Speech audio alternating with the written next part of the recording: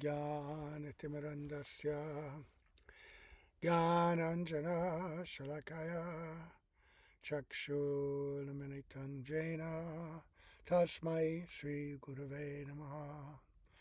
गुरुवे गौरचन्द्राय राधिकायै तदालये कृष्णाय कृष्णभक्ताय तद्भक्ताय नमो नमः. Yam pravajantam anupeta apeta krityam rapaino viraha katara ajuhava putreti tanmayataya tadavo binedus tam savabhutam hridaya munimanatosme Narayanam namaskritya naram chaiva narottamam devim saraswatam vyasam tato jayamudirayat bhaktya vihina parajalakshay kiptashtakamari tarangamadye kripa maitam sharanam prapanna vrinde namaste charanarvindam tavevasmi najivami tvaya vina iti vigyaya radhe tvam nayanam charanandike vancha kalpatarubhascha kripa sindhu bhaivacha patitanam pavanebhyo vaishnavebhyo namo namaha. Okay, so we are going to continue hearing Srimad Bhagavatam. At this time, prayers by Prahlad Maharaja. A few more days, and then we'll get back to the Sri Bhajan Rahasya. But we begin always by offering our most humble obeisance unto the lotus feet of our beloved Gurus, unto Sri Guru Pada Padmanitya Lita Bhavishta Om Vishnu Pad, Asta Tarzat Sri Srimad Abhaya Charanaravinda Bhakti Vedanta Swami Maharaj Srila Prabhupada, Jai Srila Prabhupada, and unto Sri Guru Pada Padmanitya Lila Bhavishta Om Vishnu Pad Asta Tarsat Sri Srimad Bhaktivedanta Narayan Goswami Maharaj, and unto our exalted Upanuga Guru Varga, all the assembled Vaishnavas, Vaishnavis. So we left off, we did verse 21. Of course, we don't have time to go in depth into each of these prayers. There's so much to unpack in each one, but we're getting an overview of his prayers. But I'm going to read that one again because it segues into the next. He's building a conception, explaining this really broad and beautiful tattva, sambandha tattva, knowledge of the soul, of this material world, how it works, maya tattva, jiva tattva, the existence of God, our relationship with Him, the process to achieve Him. All of this He's weaving in so beautifully and touching on details which how could a young boy of 4, 5 years old know with such clarity and precision? But there it is, Prahlad Maharaj. So the verse was, Maya mana sujati kamamayam baliya kalena chodita guna numatena pungsa chando mayam yad ajayar pita sharam samsara chakram ajako titaretvaranya. O Lord, O Supreme Eternal, by expanding your plenary portion, you have created the subtle bodies of the living entities through the agency of the external energy, which is agitated by time. Thus, the mind entraps the living entity in unlimited varieties of desires to be fulfilled by the Vedic directions of Karma Kanda and the 16 elements. Who can get free from this entanglement unless he takes shelter at your lotus feet? The amazing nature of this material energy, right? From top to bottom, from its subtlety, how it manifests in the most subtle form, and then how it takes shape through the 16 elements. Um, lately I've been seeing a lot of posts. There are uh, Christian scientists, right, who post things under the banner of intelligent design, which is meant to refute and show the absurdity of the idea that consciousness and living beings could have arisen by just the random combination of matter. Aside from the fact that even if the matter did arrange itself in a particular complexity, how is consciousness able to evolve from that? Consciousness, which is a completely different tattva, right? Conception. Um, Vastu, it has none of the qualities of matter. It has agency over matter.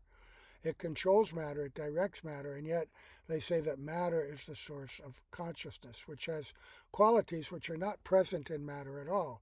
So how could the source have something which is not in the fruit, right? In any case, they also, now that science is progressing in its ability to drill down into the complexity of the cell, right? And what is actually going on in there. I saw one the other day. I could not believe it. This picture, and then it was moving and showing how all these different parts interact. And that's as far as we've gotten to this point. But it's so complex. I mean, even the idea of complex proteins coming out from the combination of amino acids, the mathematical chance for that is so beyond reality, right? It could never happen. But then those proteins, how could they arrange themselves into matter? I mean, into the uh, constituent components, the necessary building blocks of the cell. The first one being DNA, which is the information which oversees and directs everything else that comes together and interacts. And then all these different aspects of the cell, the mitochondria, the RNA, the DNA, the mRNA, and all the little bits and motors and pathways and everything that's going on within it. It's like a city. It's like a factory. It's an astonishing complexity. How is it that matter could arrange itself in such a way? Because if any of these things is missing, then you don't have a cell. Just like a factory, a very complex factory, which is a cell is far more complex than any factory we know. But say you had a chip factory, but one key ingredient was missing in the factory, whatever it might be. What if it's the mitochondria? What if it's that thing which produces the energy, which makes all the other machines go? Nothing's happening. And they all have to come together at once, right? The cell membrane, the different layers of the cell membrane, right? You just have to look it up yourself. It's astonishing. But somehow the Lord has created this, and there are more detailed explanations of it in Bhagavatam, third canto, second canto, in the Brahma Samhita, and especially commentaries of Bhaktivinoda Thakur and Jiva Goswami, more information, and other Puranic literature and Upanishads. There's so much to unpack. But Prahlad Maharaja is saying, okay, here we are. You've created this material world by the external energy agitated by time. Who is time? Time is Shambhu, right? Sadashiv in that special form, right? The expansion of the plenary portion that he spoke to in this. And Shambhu activates and energizes his own Shakti, Maya Shakti, Maya Devi, Parvati, right? Special expansion of the Yogamaya function. And by that, then Pradhan, which she has the agency of, by the influence of time, becomes activated. Mahatattva appears, the unmanifest conglomerate of all the different material elements. And then by the actions of time and the influence of the three modes of material nature, the different elements are created, the subtle body, the senses, right? The sense organs, the sense objects, right? All of this comes together step by step. And then all these ingredients are there, and then by the injection of the living entities into this vast pool, you could say, they're all given bodies appropriate for their own mental condition, right? What are they carrying with them in their mind? The conglomeration of the different beads, the different seeds of desire, of self-conception that have developed over so many lifetimes that the living entity has lived and performed activities of karma, right? So all of that is so complicated and so binding. We're so wrapped up in that false sense of reality, it's impossible by our own effort to get us out. And Srila Prabhupada therefore quotes Narada Pancharatra, Sarvopadi Vinir Muktam. Sarva Upadi means all these different kinds of designations, right? Tat Padat Vena Nirmalam Rishikena Rishikesha Sevanam Bhakti Ruchate.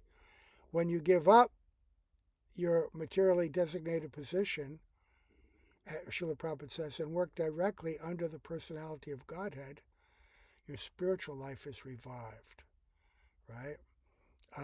That's called Sarupena Avastiti, being situated in one's original constitutional position.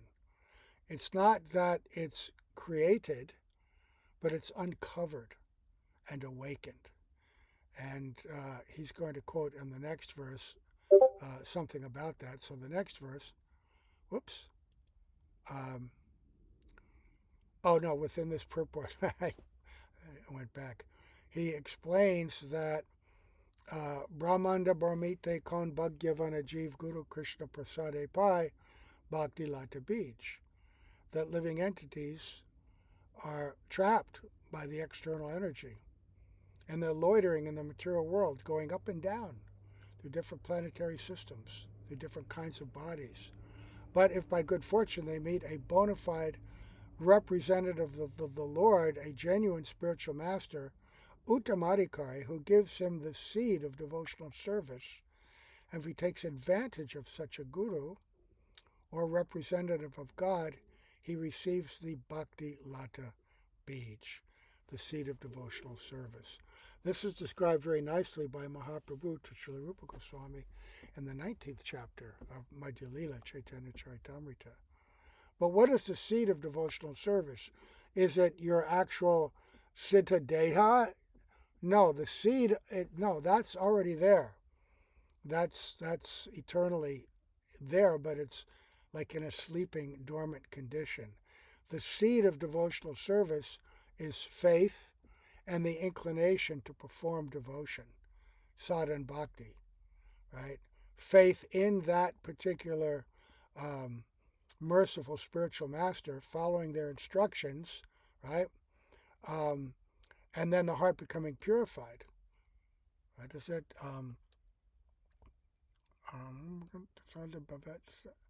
Kriti Sadhya Bhavet Sadhya Bhavasa Sadhanabhida Nitya Siddhasya Bhavasya Prakritam Hridi Sadyata. Kriti Sadhya Bhavet Sadhya Bhava.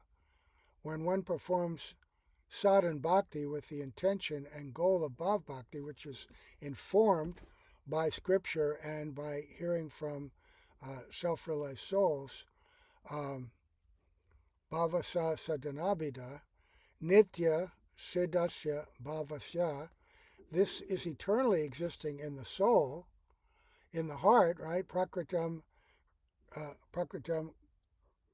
kriti sadyata. But it's awakened by by the purification of sadhana bhakti, right? So this is what Prahlad Maharaja is giving us now.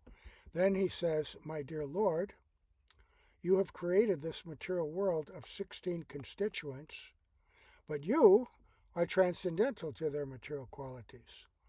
In other words, these material qualities are under your full control, and you are never conquered by them. Therefore, the time element is your representation. My Lord, O Supreme, no one can conquer you. As for me, however, I am being crushed by the wheel of time, and therefore I surrender fully unto you. Now kindly take me under the protection of your lotus feet. All right? So that is an important, very important statement there. You've created this material world, all these different elements and aspects of this entire creation, but you're outside of it. You're transcendental. You're completely different Vastu. You're not limited by them. You're not conquered by them. And, you know, I was watching this short debate. I get impatient with it after a bit. But it was a scientist, atheistic scientist, presenting what he thought was an irrefutable argument to prove that the God that he thinks we worship could never exist. And he was bringing up the same old tropes, right? The idea that, well, everything has a cause, right? So who caused God? What's his cause? And then he presented so many examples of the limiting logic that confines things in this material world. Things like, if God's so powerful, why is there evil? If God's so wonderful and powerful, can he do something like create an object which, you know, he himself cannot lift? You know, there's all these arguments that try to bind the idea of God by the limits of mundane logic.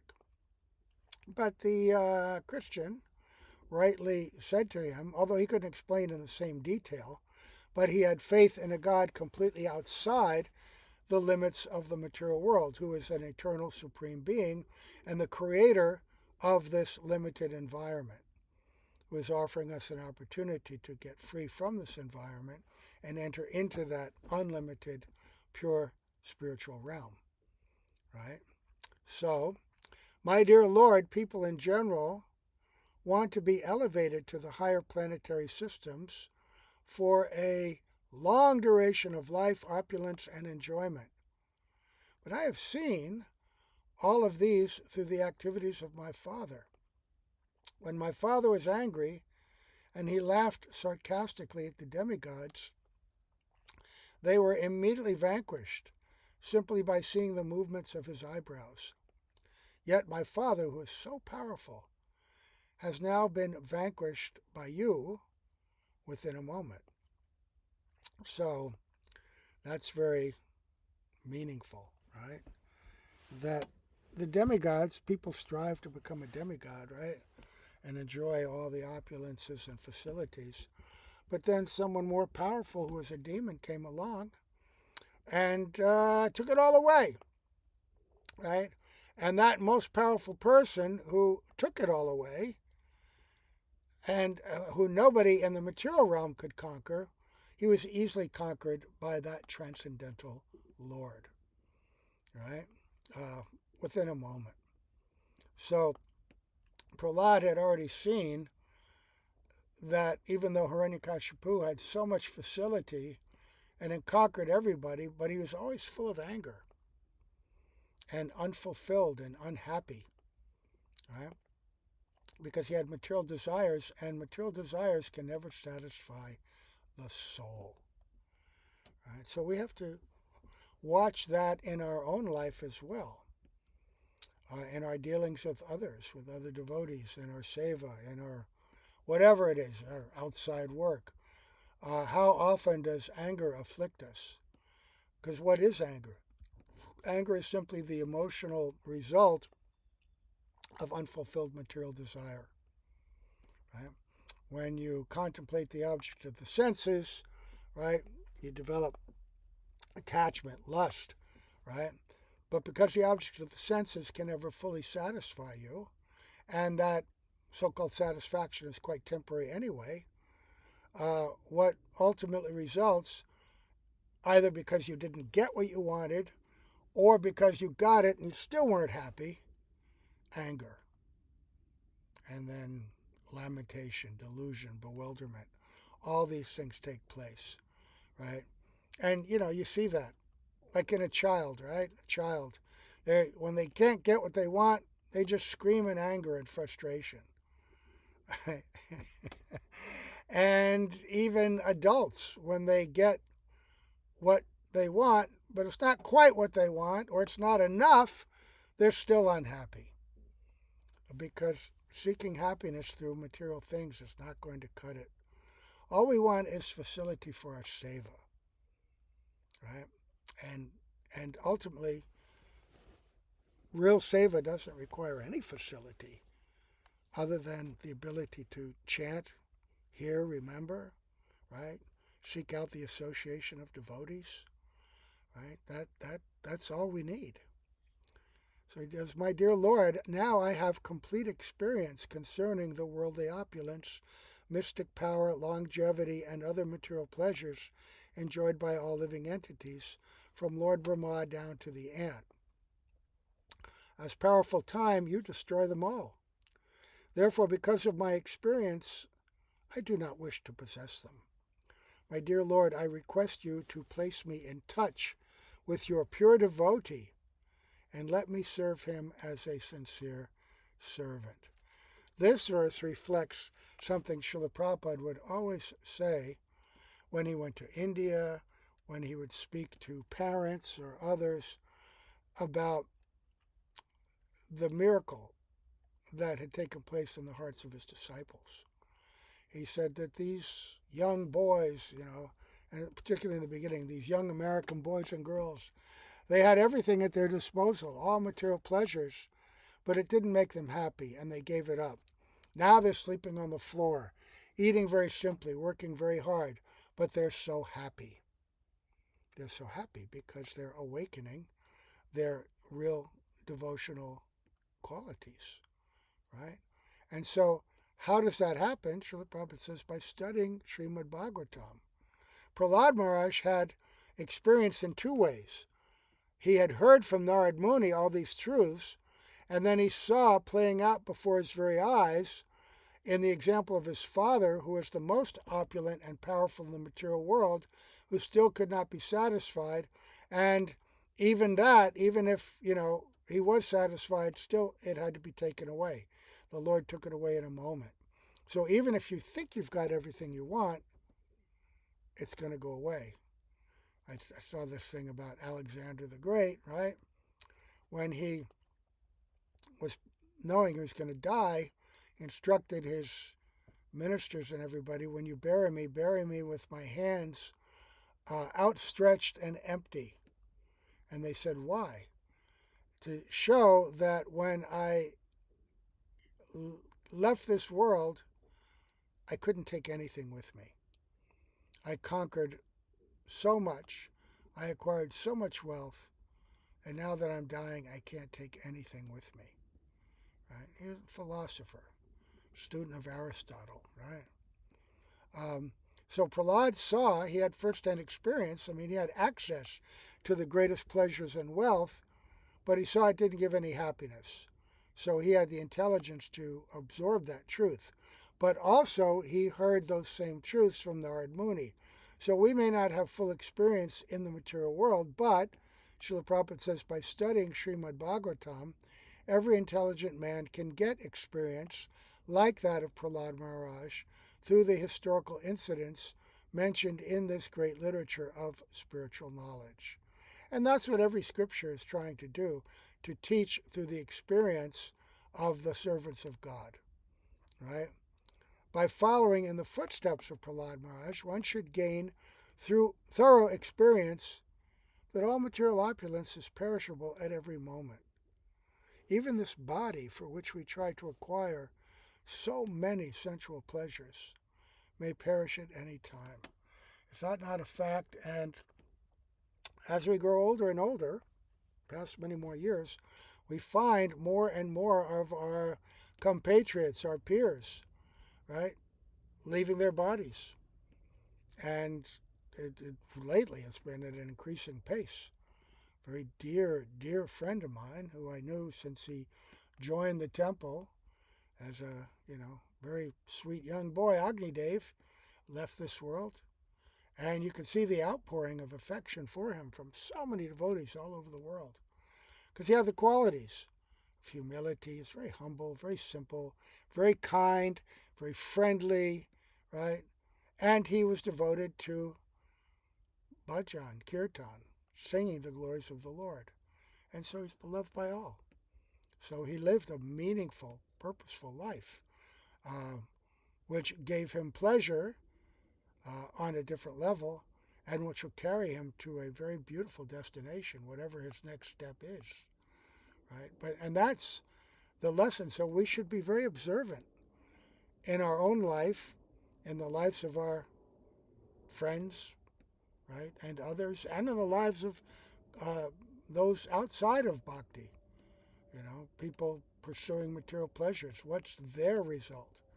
And you can see in the age of Kali, most people that are famous, that are talking on the media, they're quarreling, they're angry, their pleasure is up and down. It's a very difficult world. In the material world, every living entity desires some future happiness, which is exactly like a mirage in the desert. Where is water in the desert? Or in other words, where is happiness in this material world? As for this body, what is its value? It is merely a source of various diseases. The so-called philosophers, scientists, and politicians know this very well, but nonetheless they aspire for temporary happiness. Happiness is very difficult to obtain, but because they are unable to control their senses, they run after the so-called happiness of the material world and never come to the right conclusion.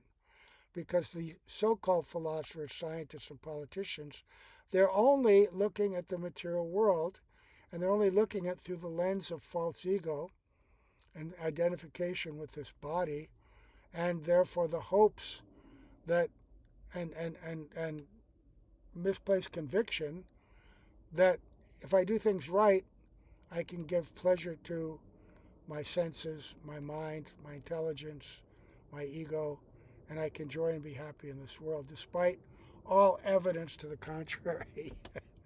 Right?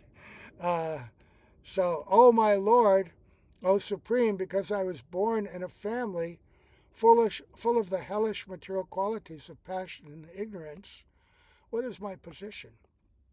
And what is to be said of your causeless mercy, which was never offered even to Lord Brahma, Lord Shiva, or the goddess of fortune, Lakshmi? You never put your lotus hand upon their heads, but you have put it upon mine. Right? So, Prahlad Maharaja is astonished because, as exemplified in this pastime, neither Brahma nor Shiva nor Lakshmi could pacify the Lord, and were astonished and a little bit afraid of this form. But Prahlad's love was such that he recognized the Lord in his completeness, not just the anger, but his deep love for his devotee, and he was never afraid, right? And so he's just gratitude, just great appreciation. So then, unlike any ordinary living entity, my Lord, you do not discriminate between friends and enemies, the favorable and the unfavorable, because for you there is no conception of higher and lower. Nonetheless, you offer your benedictions according to the level of one's service, exactly as a desire tree delivers fruits according to one's desires, and it makes no distinction between the higher and the lower. Right? So he's speaking that, he's actually answering one of the questions that began this whole seventh canto. Does the Lord have favorites? Seems he does. Seems like he shows favoritism to the demigods against the demons, right? Because sometimes it appears he's taking their side and vanquishing the demons and uplifting the demigods. But this whole sequence is to show that the Lord is the well-wisher of everyone. And whatever he does is to promote, step by step, every living entity to this highest destination. But the demons, the gross materialists, are not interested like that, and they perform activities counter to devotional service and counter to, the happiness that they could achieve through that, and they create obstacles and difficulties for the Lord's devotees, right? So for that, they need correction. And the correction is for their benefit. Just like in this world, punishment is meant to correct bad behavior, misconception, right? A child has to be punished sometimes because they're stubborn and they won't listen to the well-wishing advice of their parents or teachers, and so sometimes they have to be punished so that they will realize, well, if I don't listen, then this is what's going to happen. So it's the same with karma, right? If you do actions that are considered good, you get good result. Bad actions, bad result. But even that, the Lord is detached from that. So even when the demons are criticizing him, blaspheming him, it can't affect him because he's completely beyond the material modes of nature. He has no ego, false ego. Like Nityananda, Krodha, Paramananda, Nityananda Roy, that he has no false ego. And therefore he has just unlimited, pure, unrestricted compassion. But you can offer somebody something wonderful, but they may not take it. The Lord is offering to everybody his love, the beauty of devotional service, but not everyone will take it. So those that take it, that want to cultivate love for God, Krishna becomes very appreciative of that. And he helps them and he shows them favor. That's called his Bhakta Vatsalya, his great, or Bhakta Vatsala. It's two different words, same thing. His reciprocation, his special affection for devotees. And this is not a fault of favoritism, it's simply an ornament of his relationship with devotees. And for the others, it's also done out of compassion, but they need some reformation, right? So you don't discriminate between friends and enemies, favorable and unfavorable. You want everyone to benefit, but you offer your benedictions according to the level of one's service, exactly as a desire tree delivers fruits according to one's desires. So you ever have any doubt or struggle about why we're progressing or not, Krishna's giving us what we want or what we deserve up to this point. Right? So Prabhupada, he quotes two verses. Yanti deva vrata devan pratin yanti prativrataha bhutani janti bhuteja yanti mam yaginopi mam. Some people want to be promoted to the heavenly planets. Some want to be promoted to Pritaloka. And some want to remain on earth. This is from 9th chapter of Bhagavad Gita. But if one is interested in returning home back to Godhead, he can be promoted there also. According to the demands of a particular devotee, he receives the result by the grace of the Lord. The Lord does not discriminate, thinking, here is a person favorable to me, here is a person who is not favorable. He fulfills the desires of everyone. So that's indicating that if there appears to be favoritism, unfavoritism, one devotee gets this, one devotee gets that, one goes to Vaikuntha, one goes to Ayodhya. If this is all the Lord reciprocating according to our free will, which is the greatest gift. Free will means free love in the sense that we have the independent capacity to direct our love and affection wherever we want. And when we come to purified spiritual consciousness, we direct our affection according to how we want to serve the Lord. Oh, I want to serve him in Dwarka. I want to be like a friend of Arjuna. I want to be a queen. I want to be a merchant. I want to be a Yadava. I want to be a prince and part of Krishna's family. Right? Maybe. I want to be an Ayodhya. I want to serve Lord Ram. I want to be in Vaikuntha and a gatekeeper or some facility. But rarely, most rare, is to want to be in Vrindavan, and most rare of all, of course, is I want Radha Dasyam. Right?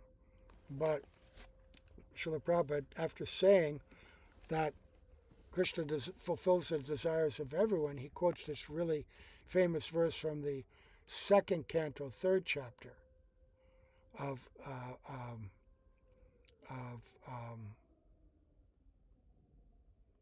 no, wait, that's not where that's from, is it? Yes.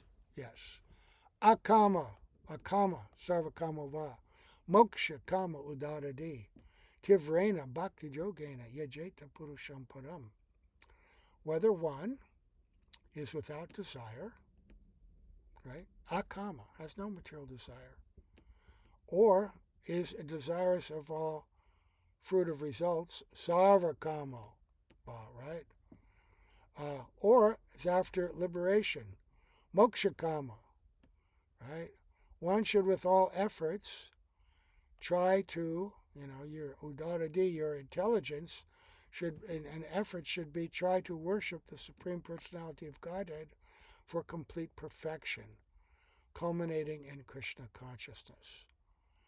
According to one's position, whether as a devotee, a karmi, a jnani, whatever one wants, one can get if one fully engages in the service of the Lord.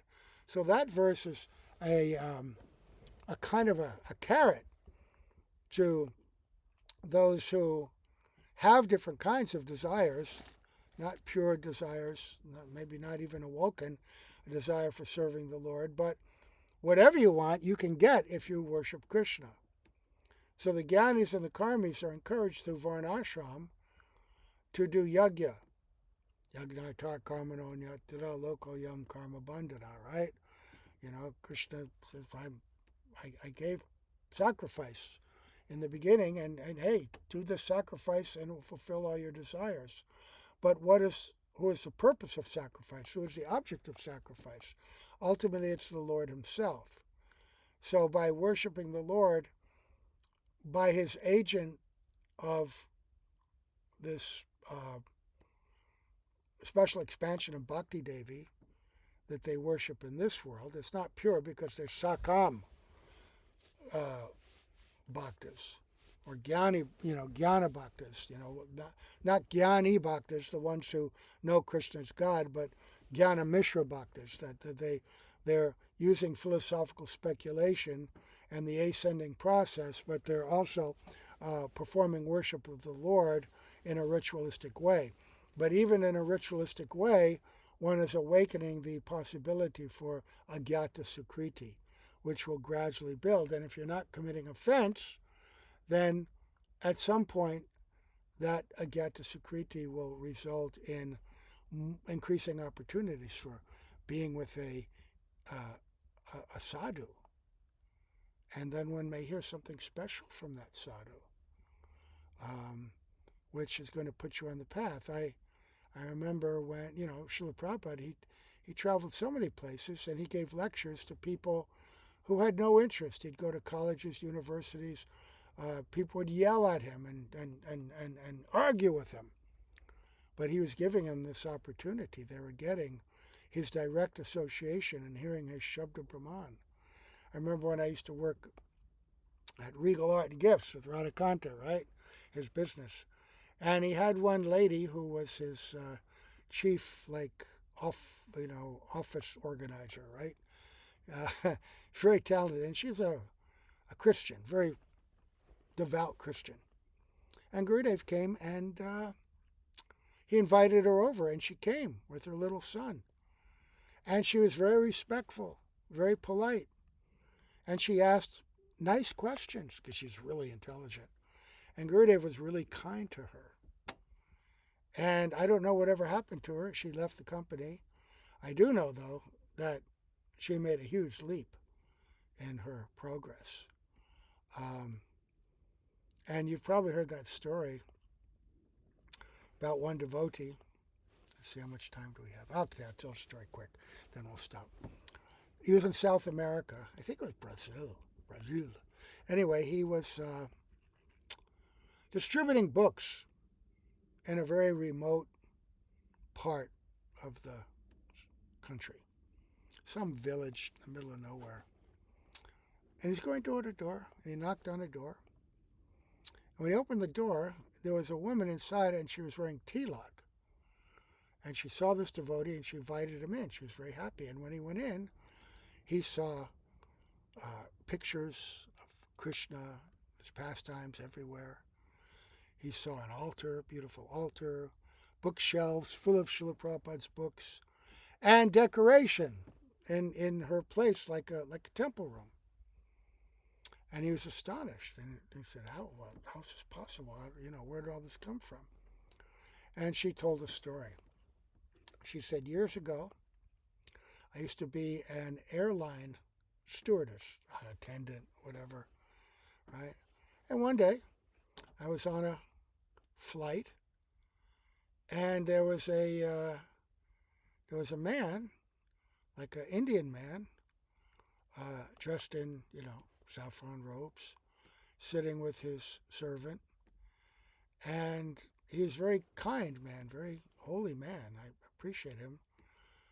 And then at one point they broke out their lunch. They had brought their lunch.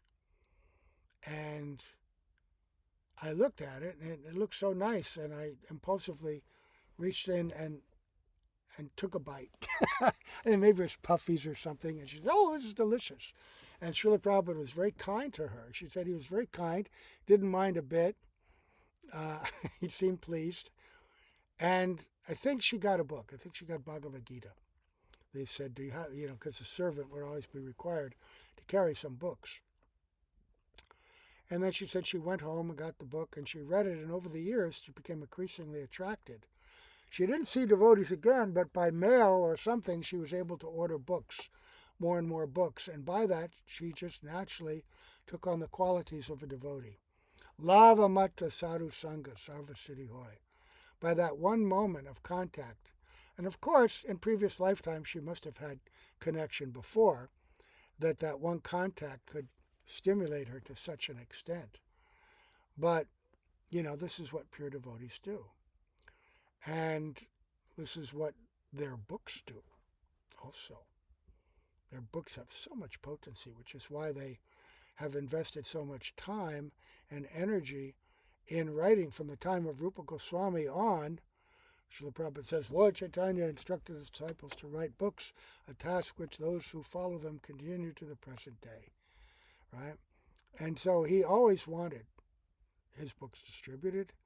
His Guru Maharaj wanted his books distributed, Bhaktivinoda Thakur, and every guru in our line has written books, and for a particular time and place, and different kinds of people will read different books and resonate, because our acharyas are all unique personalities, and they present the same conceptions, but they have different styles, and people find themselves attracted.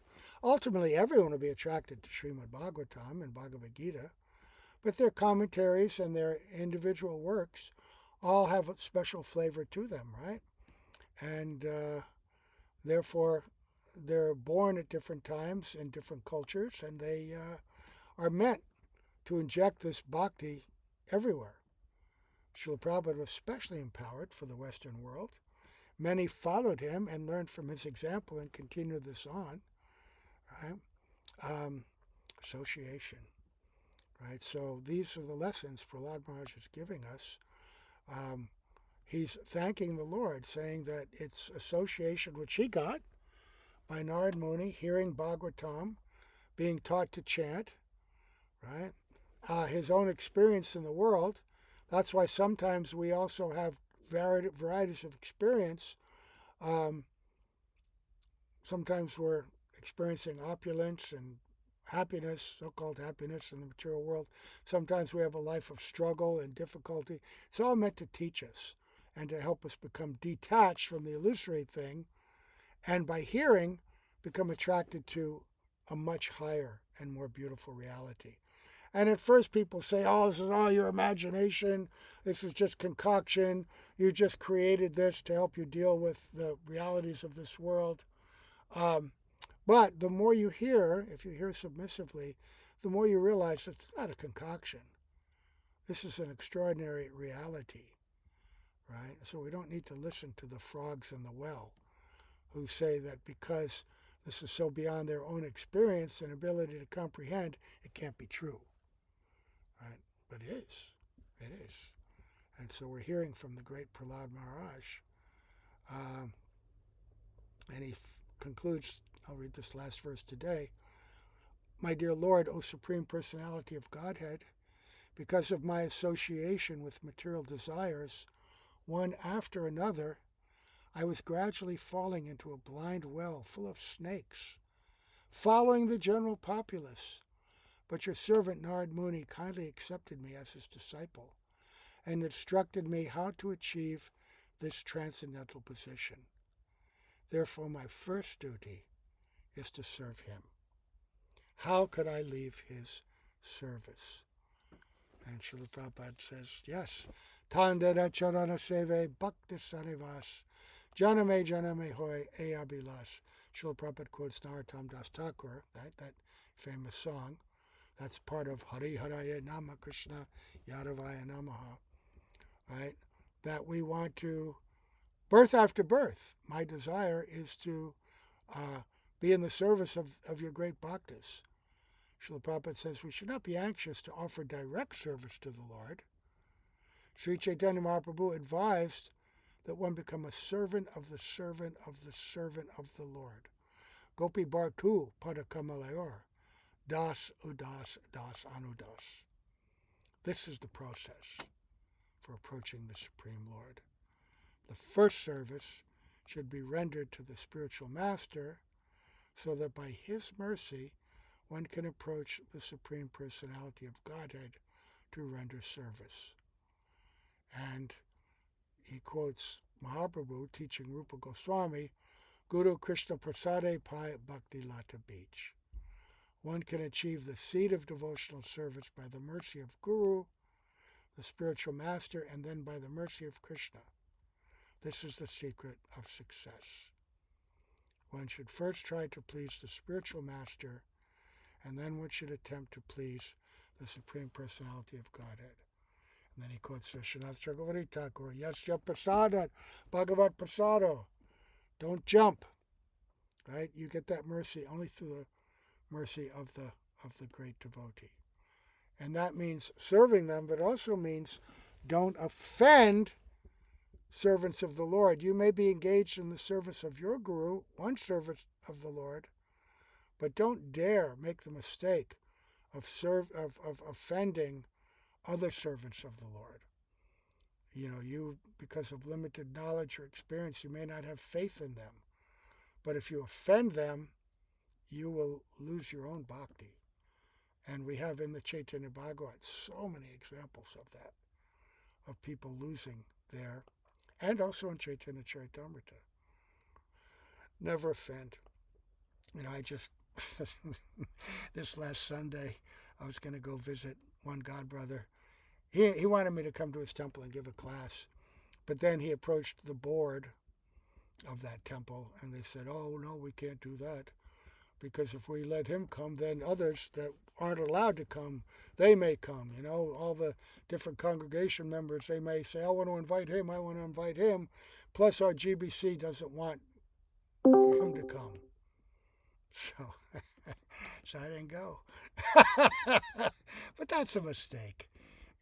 I'm not taking any offense. But that we could gain so much from each other. There's so much to gain by associating with certain devotees in ISKCON, and the example they set in devotion to their Guru Maharaj, to our Srila Prabhupada and to his mission. And there's so much some of them could gain by associating with us who have associated with other of Srila Prabhupada's God brothers. There's so much to learn. But I guess for now, that's not happening. But, Tandara Charana Seve Bhakta Sane Vas. Janame Hoye Abhilas. I just want to serve the devotees, the Vaishnavas, right? Not in a sectarian way, because as Bhaktivinoda Thakur says, sectarianism is represented by the fire that the associates of Kamsa did set to burn the cowherd boys and the cows in the forests of Vrindavan.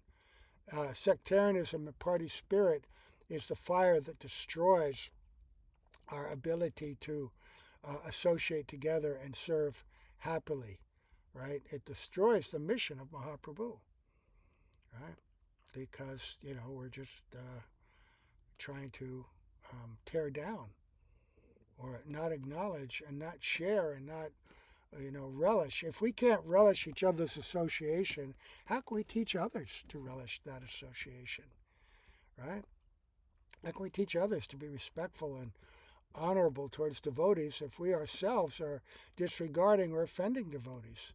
How can we teach pure, non-sectarian love of God if we're immersed in sectarianism on this level, this low Kanishta level? Now, we got to rise above that. Okay. So, we'll stop here. And, again, offer obeisance to Srila Prabhupada, to our beautiful Guru Parampara, to all the assembled Vaishnavas, Vaishnavis, Gaur Premanande, Hari Hari Bol.